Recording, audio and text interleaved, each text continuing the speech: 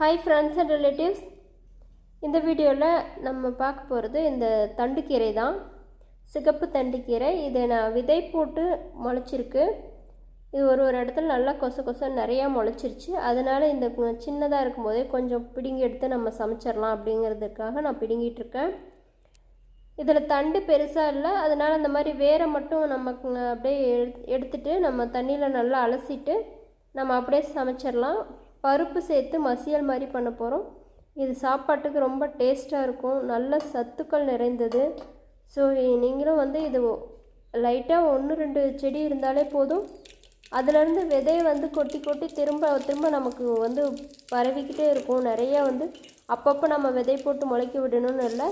ஒரு செடி நல்லா வளர்ந்து விதை வந்துருச்சுன்னா அந்த விதை காற்றுலே பரவிடும். ரொம்ப மெலிசான சின்னதாக விதை தான் இருக்குது. ஸோ இந்த மாதிரி 1-2 செடி நீங்கள் தொட்டியில் வச்சா கூட அதுலேருந்து நிறைய விதையை எடுத்து நீங்கள் எப்போவுமே இந்த கீரையை நீங்கள் வச்சுக்கலாம். தோட்டத்தில், மாடி தோட்டத்தில் கூட தொட்டியில் போட்டு ஈஸியாக வளர்ந்து வந்துடுது. இதுக்கு நம்ம எண்ணெய், கடுகு, வரமிளகாய், வெங்காயம் இதெல்லாம் வதக்கிட்டு நம்ம பருப்பு வேக வச்ச பருப்பை சேர்த்துட்டு ஒரு கொதி வந்தவுடனே நம்ம இந்த கீரையை போட்டு இதனுடைய கலர் பாருங்கள், லைட்டாக பிங்க் கலராக சேஞ்ச் ஆகிருக்கு.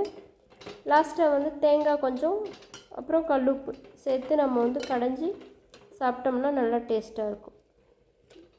ஓகே, இதே மாதிரி நீங்களும் ட்ரை பண்ணி பாருங்கள். இதில் நிறைய சத்துக்கள் இருக்குது.